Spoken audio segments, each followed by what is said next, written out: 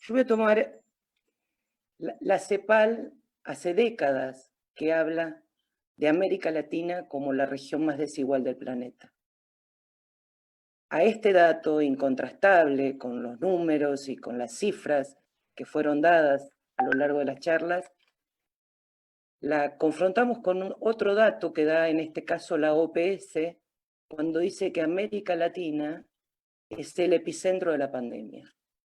Como frente a estas dos circunstancias, me parece que a lo largo de todo este proceso,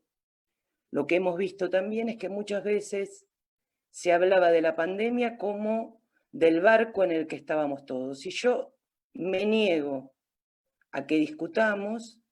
que quienes estamos en el medio de la pandemia, los seres humanos y la región, estamos en un mismo barco. Porque en cualquier caso, en lo que estamos es en una misma tormenta y no en un mismo barco. Porque las condiciones en que se asume la pandemia, en que se vive la pandemia, no son iguales en el planeta y evidentemente no son iguales dependiendo del lugar de la desigualdad en el que estemos ubicados en nuestra propia región. Aquí se han hecho menciones de las condiciones de pobreza, de las condiciones de desigualdad, de los sesgos de género de esas condiciones de desigualdad, de los sesgos a los que además le podemos agregar del lugar donde vivimos, en las condiciones de urbanización en donde vivimos, en la condición de ruralidad, en la condición de grupo social, si a esa condición de género le agregamos otras marcas sociales como pueden ser la condición de informalidad laboral, la condición de acceso a la educación, la condición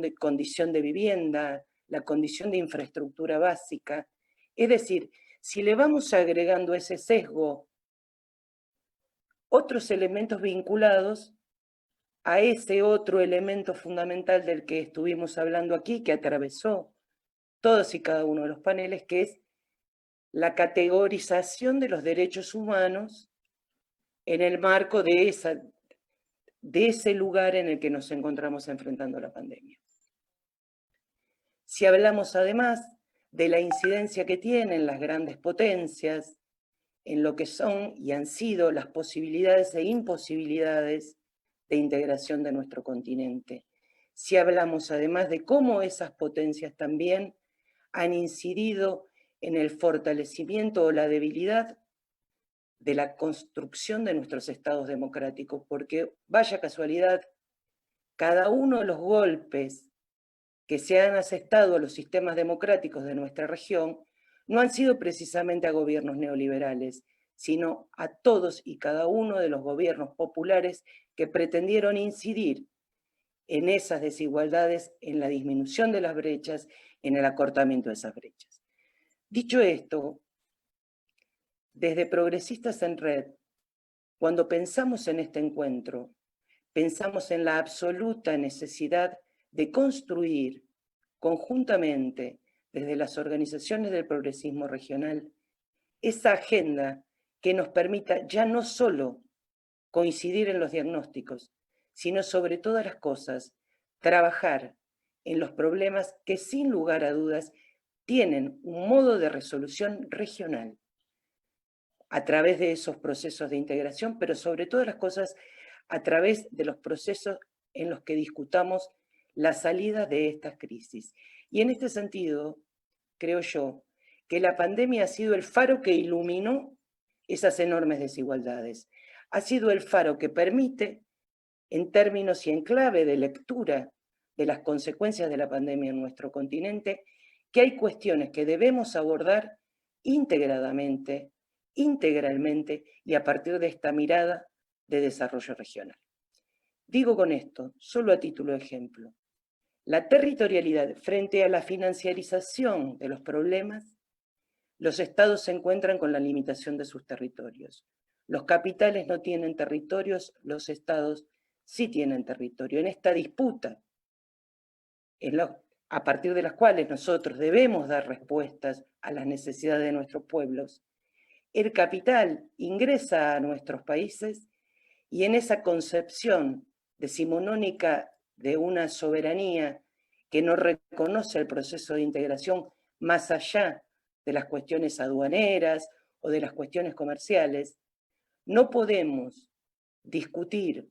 un proceso de una agenda progresista en toda nuestra región si no incorporamos esa lectura en clave del siglo XXI de una soberanía regional, de una soberanía que integre problemas relacionados con el medio ambiente, con la protección del trabajo, con la protección de la renta básica a partir de una condición de ciudadanía, donde podamos compartir y concebir que ese sesgo de género es un sesgo común que también debe ser abordado regionalmente. Entonces, corrernos de la discusión que nos propone el neoliberalismo, donde la única posibilidad de integración tiene que ver con la cuestión de los intereses del capitalismo, e introducir en esa discusión los intereses con una categoría de defensa de los derechos humanos, con una categoría de la defensa de una nueva forma de producir con respeto a la sustentabilidad, con respeto a las futuras generaciones, con cuidados hacia las generaciones pasadas, con garantías de prestaciones estatales, pero como bien decía el compañero uruguayo, garantizar derechos significa pensar presupuestos, poner recursos, decidir prioridades, y estas prioridades deben también ser resueltas en términos de integración regional, de una integración regional que nos permita a cada una de las fuerzas progresistas poder participar en la construcción de esa agenda común, en la construcción de esas salidas comunes que no encuentran resolución hacia adentro de los territorios, y entendiendo profundamente esa dimensión histórica que tiene nuestra desigualdad. El compañero de Chile decía y hablaba de las últimas décadas, pero también hizo una alusión que yo no puedo obviar, básicamente por pertenecer a una provincia que tiene el colonialismo instalado en su propio territorio. Hablaba del fenómeno del colonialismo y hablaba del fenómeno de la colonialidad, al decir de Quijano. Esos procesos culturales que avanzan más allá de la eliminación del colonialismo como el fenómeno político de la ocupación política y militar de una fuerza sobre un determinado territorio. La colonialidad como proceso cultural avanza mucho más allá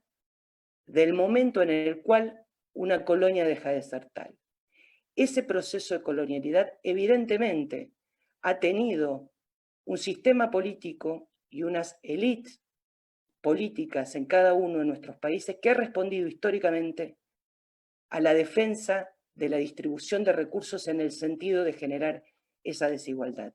Y esa colonialidad y ese colonialismo efectivamente sigue vigente en territorio de nuestras islas del Atlántico Sur, en nuestras Islas Malvinas, donde la ocupación territorial del Imperio Británico sigue estando presente en nuestro continente. Cada uno de los temas aquí abordados a lo largo de toda la jornada me parece que de alguna manera responden a esa pregunta, diciendo que la salida de la pandemia no puede encontrarnos en una nueva normalidad, que en cualquier caso, la normalidad a la que pretendemos es el desarrollo de un programa que integre las necesidades de la región con un criterio de defensa de la democracia, de defensa de la diversidad, de la posibilidad de pensar estas nuevas formas de desarrollo y producción con respeto a la diversidad, revisando estos conceptos en relación a las diversidades de género y a las diversidades y a los sesgos que producen estas desigualdades, y sobre todas las cosas poniendo a disposición de esa construcción un espacio regional donde los partidos del progresismo latinoamericano aporten ideas, propuestas y acciones comunes en la búsqueda de esa salida que nos permita salir de esta desigualdad estructural que nos ha marcado a lo largo de siglos para no seguir siendo, al decir de León Gieco, más de 5 siglos igual. Poder hacer de esa transformación estructural esa profunda utopía de pensar un futuro distinto, con más equidad, con más igualdad,